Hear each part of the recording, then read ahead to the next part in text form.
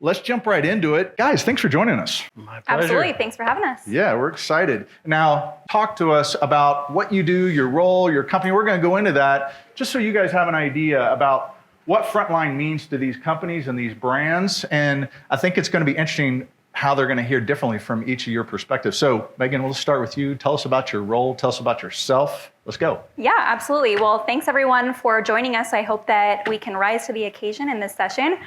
So my name is Meghan Colton, and I'm our Voice of Customer program owner at Pacific Life. A little bit about Pacific Life. We've been around for nearly 160 years, and really everything that we do today, including our Voice of Customer program, is to ensure that we're around for another 160 years. We are a Fortune 300 company, and our business model is B2B2C, which essentially means that we work through our third-party financial professionals who sell our life insurance and annuity products to end consumers. Both those financial professionals and those end consumers are really critical to us when it comes to our contact center. They both can call into us and service their policies or their contracts, so we can get into that a little bit when we talk about that. And when it comes to our Voice of Customer program, a little bit about that. We started our journey with Medallia roughly 2.5 years ago officially, so 2023 was our year of implementation. So while we're still newer, we've accomplished a lot in that amount of time. We've set up several survey programs from a relational and transactional and digital perspective, and then we also set up our speech program with Medallia. So we have an integration with Amazon Connect, which has allowed us to get all of our calls into the platform near real time. That includes sales calls and service calls. They're in Medallia for speech and text analytics, and then they also go to Agent Connect for the call coaching piece.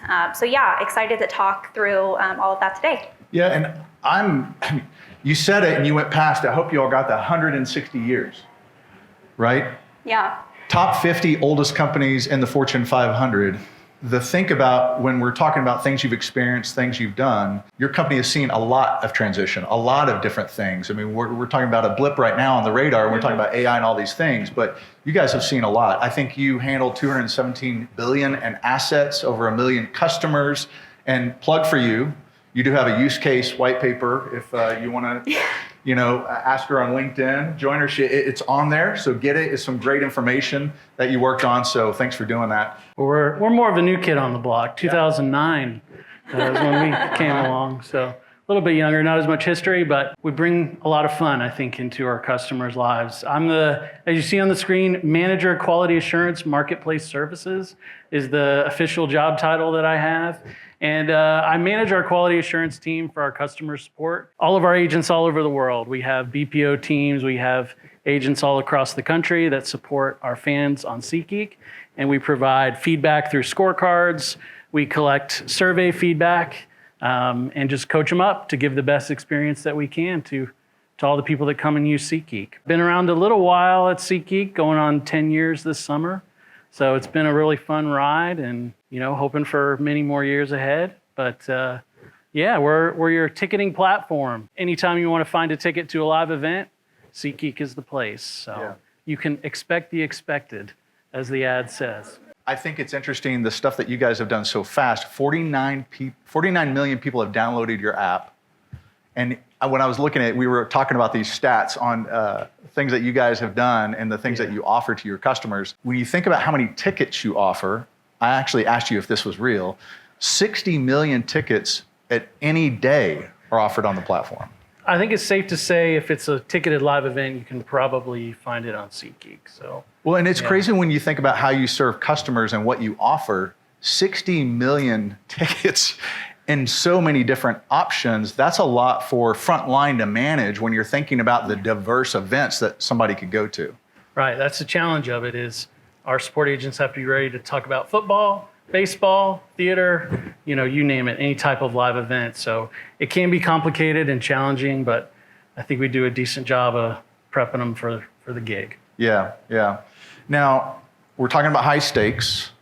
So let's talk about that. Let's define it a little bit, what high stakes mean for each of you and your brand. So Meghan, What does high stakes mean for you? Yeah, I would say that all of the interactions that we have going through Medallia are considered high stakes for us. That means, all of our calls and our surveys, because a customer has taken time out of their day to complete that survey or give us a call. And when I mentioned customers, there's those two customer groups that I talked about, so financial professionals and end consumers, and they have different needs. Our financial professionals, when they call us, they're looking for timely, accurate information on the phone to service whatever customer could potentially even be in their office with them at that given time.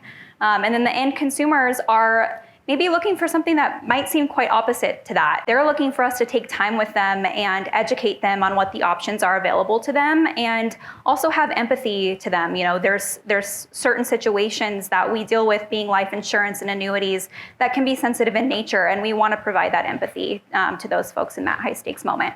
Yeah. Do you have any stories for us? Anything that you guys consider when you're thinking about high stakes and thinking about it a little bit differently? Obviously, every customer interaction matters. It's important. But there are certain moments that you have to think about a little bit differently in your situation. Specifically when it comes to death claims, if we have somebody who's called in to file a death claim, that means that they're typically the beneficiary of that policy, and their loved one, who has been our primary customer through that entire journey, has sadly passed. And this beneficiary who's called in to us may not have a relationship with a financial professional who has helped their loved one through that process. And the beneficiary may be just learning about this policy. They might not know really much about it to begin with. We actually have a dedicated rep that works with that beneficiary throughout their overall process with us. So it can be a multiple phone call journey. It can take a little bit of time. And there's several options available to these people in this moment, and we want to make sure that they make the right decision at the right time. Many of the decisions are non-reversible. So, you want to make sure that you catch them and you give them the education at the onset. And that's, something that we've done in terms of process to really invest and have a dedicated resource for somebody in their time of need. Yeah, that's tough, because a lot of times when we're thinking about process and working with customers, it's unfortunate we try to fit, a square peg in a round hole because we understand the process, but then you have to identify these different types of high stakes scenarios that you're trying to challenge the business with, both how you handle internally and then also setting it up for a different path that's going to ultimately speak volumes about your brand. So that's great. Andrew, what about you? Well, in the ticketing world, it's all about fulfillment and getting in the door, right? So we're facilitating an experience for people to go to a concert, to a sporting event. And, the biggest thing is us getting you in that door. Yeah. And so for us, there's several different situations, but, things like on-time delivery and, being able to scan that ticket without any hiccups whatsoever when they go in the door. Different things like that, where if something goes wrong, it's certainly a high-stakes situation for our support team, where they're having to, pivot and work through and provide different options for customers. And we certainly have our war stories, that's for sure. But I like to think that we are able to have enough planned out options to give our support agents to work through those things, where if somebody's at the gate trying to figure out what to do, we can walk them through the process. Yeah. Now, we were talking about earlier on with the keynote when they were talking about, going to grab that piece of pizza when they had an experience. I think we've seen that episode. And it's really interesting when you think about it being tailored, personalized for the experience, and really listening to the customer. And you've had some of those happen to you as well. I have. We run these fulfillment centers when we have these large events, maybe like the Super Bowl or a music festival. And I've gotten to work at some of these in person over the years. And one instance that we had where I was down in Miami at a music festival. Was it Taylor Swift? No, it wasn't. It was Rolling Loud for any hip hop fans out there. But we had a pickup center where folks would come get their wristband, and we were having the wristbands shipped via FedEx. Yeah. And so we had someone who had purchased through us, and the FedEx shipment wasn't there in time. And so what I ended up doing is driving across town, and we purchased a set of replacement tickets for them through one of our competitors. And I showed up with a smile with my big blue SeatGeek shirt on and said, I'm here for these tickets, and drove them back and met the customer and got them in. So sometimes you have to sort of work on the fly like that to make the event happen, because at the end of the day, in the ticketing world, that's all we got is to make sure they get in the door. Sometimes it requires hopping in a car. Driving over My there. rental Toyota Camry served me well that day. I'll tell you that. You don't think about systems and tools for Toyota Camry. That's not necessarily what comes to mind when you think about it. Yeah.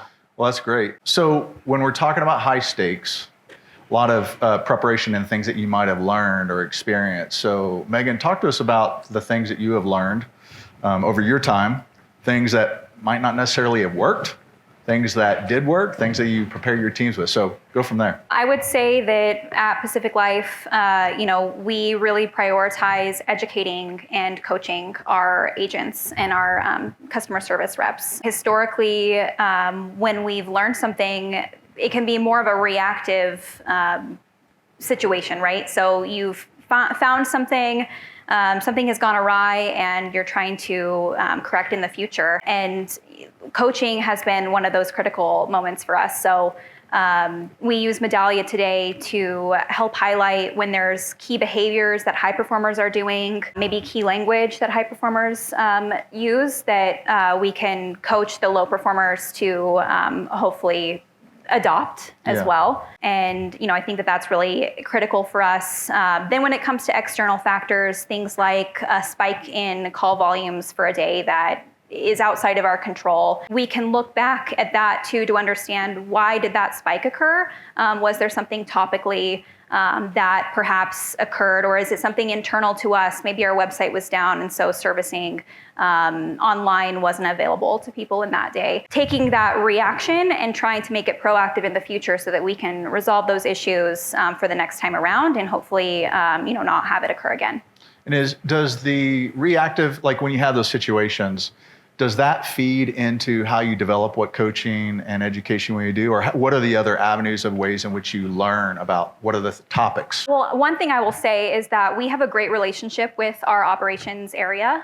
So our voice of customer team we work in an agile methodology. We work in a sprint fashion. So every 2 weeks, we're doing things to iterate and improve our models in Medallia. We do a lot with tuning the rules on the behind the scenes. For all of those meetings and for all of those conversations, we have subject matter expertise from ops in that room. So that's been really impactful for us, because those individuals are the ones who will tell us what the topics are that are top of mind, what the correct naming convention is that we should be following, and ultimately help us to make sure that we're building the right vehicle for them. And while we might be the hands-on keyboard still experts in how to correctly tune, they're the ones sort of guiding what that could look like for us. And talk about those experts a little bit. Did it take time to develop those experts, or how did that come about in the program? Well, like I said, we're still early days. 2023 was our year of turning everything on in Medallia, and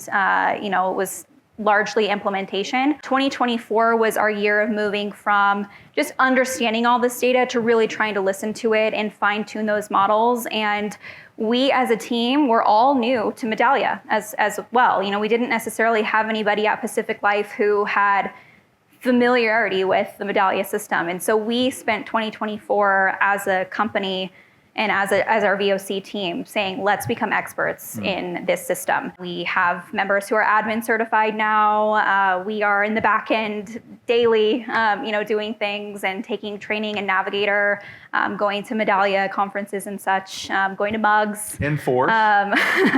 So we really took that ownership of wanting to be as self-service as we can and wanting to drive that expertise for the business. I can happily say that by doing that in 2024, I do really feel like we have that expertise in-house today in 2025. Well, and I think it's important to point, you guys, you have voices for the business that are experts, that own and are accountable and learning, and that gains traction for the business to really understand, what are we doing next? So you have those great voices in your organization to do that. I think I would draw on a recent experience from the last year or two, where we identified about how long it takes us to serve our customers in situations, and especially in these high stakes ones, where we can learn about what tools, and we have a project called accommodations, where we can make accommodations for people, maybe slightly different than the norm in a high stakes situation. And that I think is all about like what threshold can we set to buy a set of replacement tickets for a customer who might be in a situation what I shared earlier, like that sort of thing. So accommodations is actually a program or kind of a understood system. That's right. And things like promo codes and different things we can offer a customer in a situation to help them through it, whether it's, because a lot of times just open up the app, find the tickets, it doesn't always cut the mustard. Yeah. So I think in terms of giving them those specific things they know they're allowed to do in these circumstances has helped us a lot in these more tense, stressful situations with customers. And I think, through looking at time spent on a case, there's a direct correlation in our CSAT feedback where the longer that ticket exists, the worse the feedback is going to be. Oh, really? So does that resonate? Yeah. See a lot of nodding on that one. Yeah. So, in those situations, we're able to look through the feedback and see what drove, negative sentiment in those scenarios to help us pinpoint like what we could do to help, somebody through a situation to make it go much faster. Like what options could I give you to keep you from having to ask somebody a question, escalate a scenario, pull a help center article, something like that. So for us in those scenarios, I think it's just, giving them options, telling them what they can do so they know they can jump right to it if somebody's It's empowering. yelling at them. Yeah. I mean, because a lot of times when you're serving a customer, you know the limits, but when you give them a little bit of predefined grace, let's say, accommodation, then that empowers them to know kind of the flexibility of where to take the situation. Yeah, exactly. And I think too, just to add in those situations, I have to mention this, is that letting people talk, I think is a huge part of it. We talked about this when we met earlier. Yeah. Is, in these situations, I think folks just want to tell you why they're upset and why they're in the circumstance they are and maybe why they want us to react a certain way, take ownership. And so with these types of situations, it's nice to be able to train our folks up, get them ready so they can, hear from people what's bothering them, what's not going right. Yeah. And then they have this set list of things they know they can do to react. Yeah, and when we were talking earlier, you had mentioned, a lot of times when it comes to tickets, the event is one thing, but there's a lot around the event that people correlate with their experience with SeatGeek, where it's, the hotel, the meals, the travel, everything that's coming, it might be an event they're taking their grandfather, something like there's all this emotion around that gets involved in the interaction. Definitely. I take my grandpa to a opening day baseball game every year, and I need you to help me figure this out. It's a family event. It's, something like a birthday party, or, these are things that mean a lot to people. So the fact that we're able to get them in the door is extremely important. With those types of situations with families, I mean, like you said, there's babysitters, there's hotels, there's travel, and that's exactly what they're going to mention if we're not able to deliver on our part of it to get them in the door. So all the more reason for us to be prepared and have an option to help get them through. It's great that actually to me it connects with your company's vision about being fan first. Yep. And also your live events unite humans, which I think is great when you think about it. And so you're thinking of the perspective of uniting humans at an event, thinking about the overall experience and defining how you're going to handle the process. Yeah. It's all about that live experience. I think there's so many things that you can experience in life, but a live, memorable thing of something you love, that you have a history of loving, like maybe you did something with a family member as a kid and you want to keep that going with a friend or a family member, the idea of having that experience with somebody is huge. And I think the reason why we all get into this support business at SeatGeek is because we were all fans of that and we all did it ourselves. Yeah, yeah. So. Well, a lot of what we've been talking about here at Experience, we talked about on the main stage about data, structured, unstructured, gathering more data to really understand the customer and all of those things. How does data play a role for you, both pre, post, expired, fast, slow, all of that? How does data play a role for you, Meghan? Medallia is a data analytics platform for us. really, in many ways, because we have just this treasure trove of customer feedback and customer insights available to us. And it plays a absolutely critical role. I think that, we want to be able to, just like what was said in the keynote today and what has been, I think, largely a theme from this conference is we want to get all of the rich insights from the survey programs that we have in Medallia and treat that data with the respect that it is warranted, with closed loop feedback processes, inner and outer loop. And at the end of the day, those survey programs are going to give us the voice of the person who's speaking up. And that is critical to pay attention to. And the call data, though, that's going to give us the voice of everyone. Yeah. And that's why I think what we have set up with Medallia is really impactful from a data perspective. And we want to take advantage of what's there and separate the signal from the noise and really find those insights. Yeah, I think you said that you guys imported about 3.5 years of calls. 3.5 million calls, yes. 3.5 million calls, okay. So when we implemented in 2023, we actually went back historically and loaded data going back to April of 2021 so that we had just a large enough data set to really get the full value of text analytics, themes,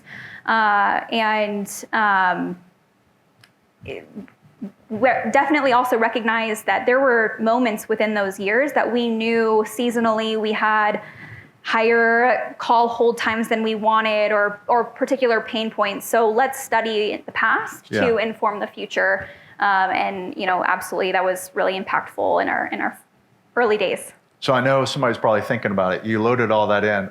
What did you learn from what matched up and what didn't match up from your expectations? Yeah, I mean, so much of it has to do with, still continuing to tune a lot of our Medallia models so that those topics can be customized to PL. Yeah. So I would say right out of the gates, some of the high level learnings were, relatively expected in the sense that we were able to see certain call handle times tied to certain types of topics. Yeah. And then I think the richer insights, though, that we're getting to today are coming from that customization of Medallia's text analytics and being able to tune specifically to topics that matter to us. Pull out some threads. Yeah. Interesting. Andrew, what about you? Talking about data. Well, the first thing I think of is something I heard in a session earlier with the folks from Dick's Sporting Goods where they talked about closed loop feedback and thinking about how we take data every week, in terms of like knowledge gaps and things that people call out that drive negative sentiment with our agents and bringing that to our content and training team so that we can, again, just find out where people aren't as knowledgeable in certain things, train them up better, give them, accessible content that they can pull up in the, the heat of the call or the chat and bring that together. I mean, there's a lot of different ways that we use data, from agent performance to where we, are holding our agents accountable through data that we get in Medallia, whether it's CSAT, survey feedback, our QA program, things like that. Right. But I think the biggest thing we try to do is just have it tell the story of where things are not going as good as they could and just jump on those opportunities. Yeah. Well, let's double click in that a little bit because you mentioned when you're talking about your agents and gathering information, then you think about, 60 something million ticket types on the platform. How do you train them? What do you learn from them? What are they saying to you about how to improve things? Yeah, well, we do try to be a two-way street in terms of hearing from them about what's challenging. But I think the biggest thing that presents itself for us is in the seasons. We're a very seasonal business, obviously, with sports being such a big part of our world. It helps us to kind of think of data in that way where, okay, at this point in the year last year, we had X number of calls about this, subject matter. So we can then be prepared for the next season and have content, advice, topics for them to go over in preparation for that. So I think that's definitely something data helps guide us on. Yeah, and you guys do, what is it? You said an internal training program, or was it a podcast or something that you guys do? We do a video podcast, that's right. Again, more with that closed loop feedback where I'll work with our training team and we'll figure out where there's knowledge gaps that given month. It's a monthly program. And we'll put together a video where I'll get on there and say stuff, or we'll have subject matter experts across the company come join us and tell us about, different things that we're, supporting or different things that affect a customer's experience on SeatGeek. And we'll just create a video around that with music and a story, and also most importantly, directions, guidance, feedback on whatever we learn, from customer data. Interesting. So very kind of real-time, different stuff that they can engage with. Yeah, definitely. I think too, the great thing is course correction to what you just said, like making data available to our team members as well. So when there's a challenge, they can react to it and see feedback. So that's been a big win. I think there's a lot of different things in Medallia that have helped with that. Like, recently we took on that AI coaching assist that was talked about earlier, and making, weekly data available to team leaders so that they can work with folks right away in terms of what is not going well or what's going really well. I think I'm harping a little bit too much on areas for opportunity, but I think the data tells you too where people are doing a great job and what's pulling in positive feedback from customers. So I think, just being able to react in real time is really nice. Well, you touched on it. We've talked about AI, and we talk about it a lot now. I'm curious from both your perspectives, and you just mentioned it, so we'll start with you about AI. What is your viewpoint? What do you guys think about it? How are you preparing yourself? Because it's still an early market, right? I mean, a lot's still changing. Well, we're very open to the idea, and I want to try to take on as much as we can because we're a very small team as far as the quality assurance team goes, and any kind of assist we can get to make a bigger impact with our support agents, we're all about. And so that's kind of what it's given us, talking about that coaching assist tool. It's, been able to bubble up information and provide summaries and things like that we don't have to do as a QA team. So I think anything that can be the partner, the co-pilot to help us get more information out quickly is what we're looking for with AI. And I think any kind of assist like that, any kind of greater visibility into feedback is what we're hoping AI will bring us. And it's definitely brought us some of that so far. So our attitude is to embrace it and to try to bring on as much as we can, over time. Yeah. Meghan, what about you? Yeah, I mean, we're definitely very excited as well. I would say that Pacific Life wants to, maintain its competitive advantage and be aligned with what's happening in the industry, and we want to take full advantage of generative AI. While that is definitely the case, we are also being cautious and making sure that we are taking the appropriate precautions to protect our customer data. We have a lot of customer data as a financial services company. We've got their financial information, we've got health information. It's a lot of sensitive data, and we don't take that lightly. So with any conversations regarding generative AI or AI on the whole, we've also got Lock and Step, our legal compliance security teams there to just make sure that we are taking all of those precautions and that we fully have an understanding of what potential models might be, where the data is going, and ultimately be good stewards for those who trust us with their data. Yeah, and I think, we talked about this because we were kind of hashing out the AI conversation. I know we're in conversations about it, and with, between legal and governance, those are as great as the things are and as empowering as they can be. There is also a balance of maturity and things that we have to work through. And so it's important to talk through those and meet on them and understand them because it's still growing. It's still early. There's a lot of things that we're learning. So that's really important to balance that. I don't just want to be like AI, but we also have to do all the right stuff too. So that's where it makes a difference. Want to hit on topic of success and measuring success, because I know there's a lot of things you guys are doing. What does it look like for you guys in your business for measuring success? What does that look like? How do you defined it? Also, how do you communicate that to your leadership with the new initiatives that you've been doing? What does that look like when you involve them? So Meghan, you want to take that? So Pacific Life is in a process of defining our next stage of strategy, currently called Strategy Next, to get us to 2030. And as part of that, we are essentially creating an enterprise-wide metrics playbook that will help us to track whether or not we have first off, what is the target that we're setting out to achieve? And then can we follow that over the course of time? And we have several customer experience metrics that are on the table to be included in that, primarily on the survey side, since that just is more on the quantifiable piece. So Net Promoter Score from our relational surveys, and then we've got OSAT and transactional. And then, that's what I would say from an enterprise-wide perspective. Yeah. We also, like I have said, have the speech capabilities with Medallia. So Medallia has a lot of automated scoring capabilities that use sort of text analytics under the hood. Through that, we have really leaned into the agent quality monitoring score that Medallia offers. So that just looks at the agent's side of a call transcript, and it gives us a rating or a score on the agent's performance on that call. And that's been very helpful when it comes to assessing our internal frontline teams on their soft skills. It's not necessarily looking for whether or not the correct information was given on the call or some of that additional context. We wouldn't expect it to necessarily do that. But it is looking for whether or not there was a tragic phrase or unprofessional language, things that we don't want to see, as well as some of the things we do want to see, like was the call closed pleasantly? Was the correct greeting given?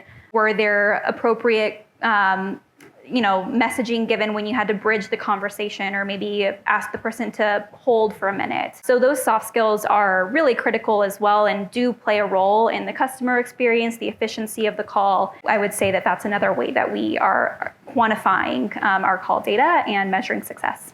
Well, and that's, I think, for organizations, it's tough to ask the question about the metrics and what success looks like, because a lot of times we don't stop to define it in a new way when we're using new tools or thinking about innovating and measuring that when it comes to the business. Because I hear, we're having discussions, they're like, well, that's an interesting metric. Now I need to translate that to dollars, or I need to be able to report that to leadership.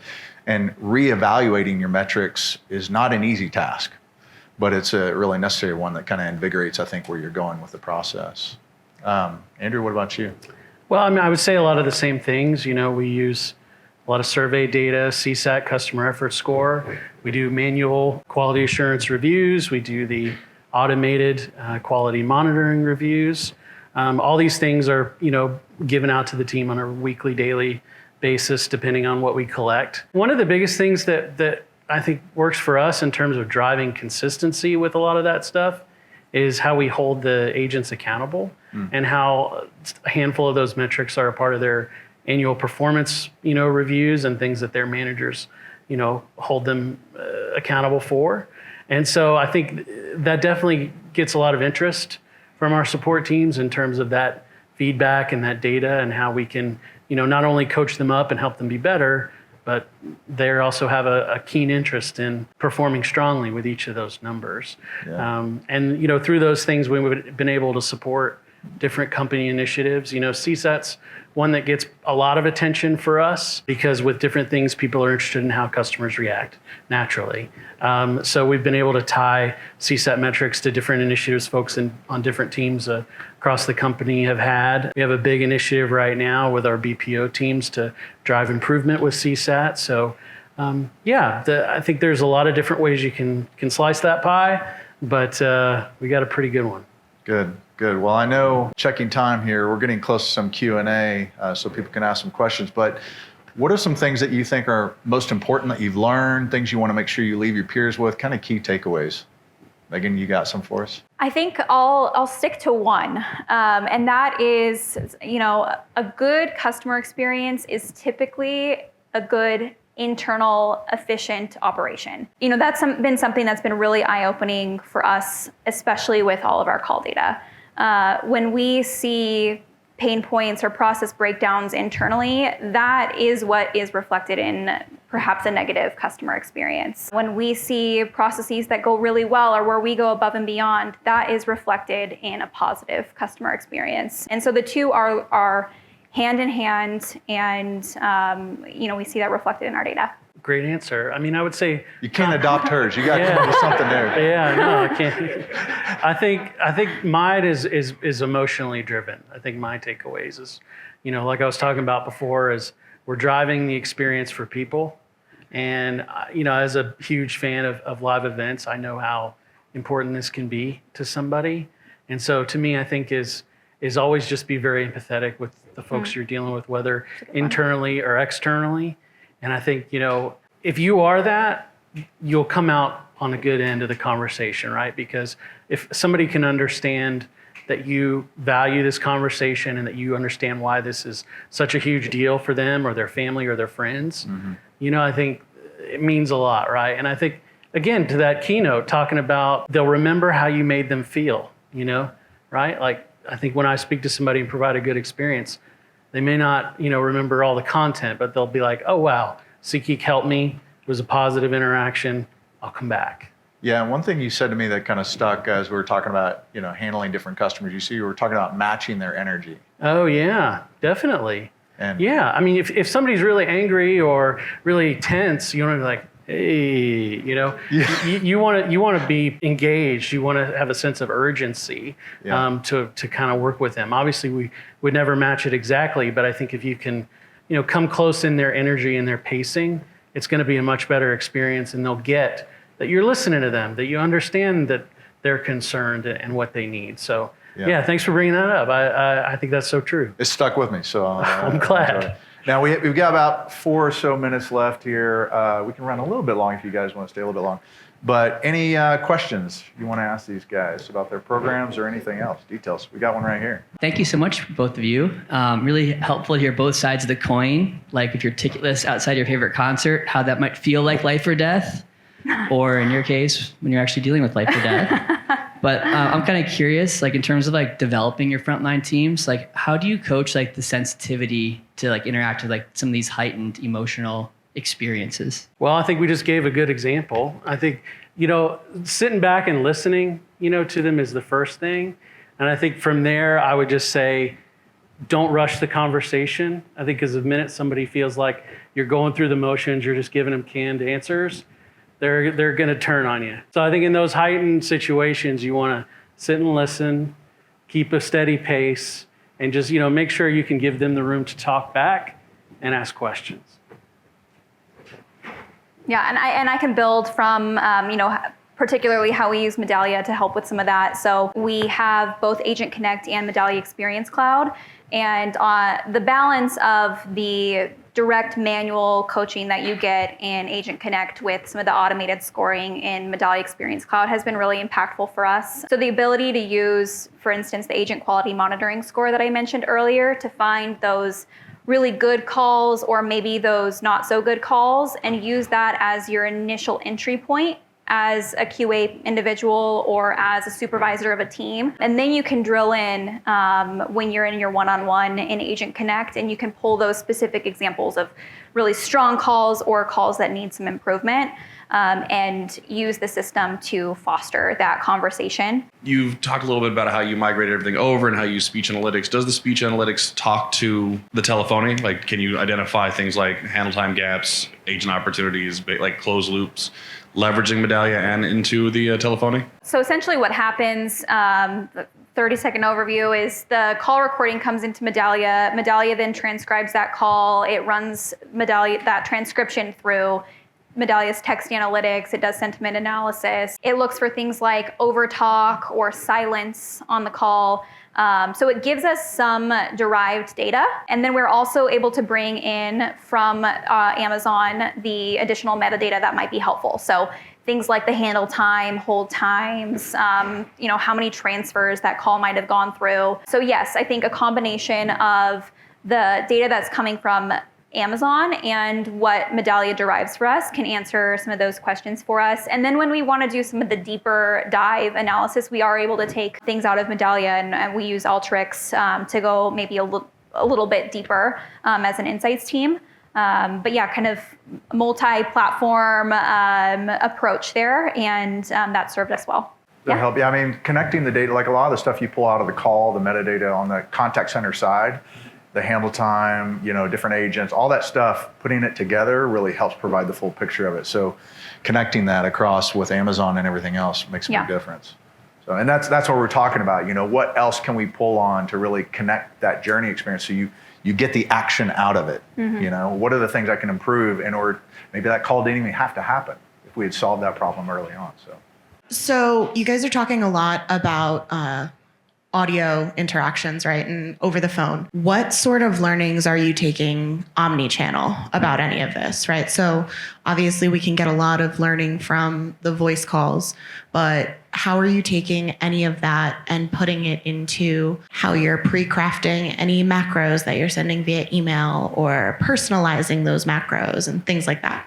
Yeah, that's a really big point, because I think not only are we wanting to be efficient on our calls while still having a good customer experience, we also are wanting to, at the beginning, deflect the call if possible. Can we point them to self-serve on our digital properties? Some things that we've been able to find through Medallia have, for example, been related to, well, what are the things that people still call about that they could have done themselves online, and why is it that they're calling us instead of doing it themselves? And there's many different answers. It could be that they couldn't find it on the website. It could be that they found it, but it was still confusing, or it could be that that's just their preferred channel. And so, you know, we're always going to have that phone line available to them. But I think that that's been really helpful to be able to find out, well, what are those things that they could self-service on, and how can we enable them to do that self-service. And if they haven't, if they've decided to call us, then we also have taken an approach of coaching our agents to say things such as, this is available to you on the website. Would you like me to show you how to find it, or how to do this there, so that potentially we can catch them for the next time around and you know, teach them to self-service for the future. Awesome. Well, guys, thank you so much. That has been fantastic. Thank you all. Thank you.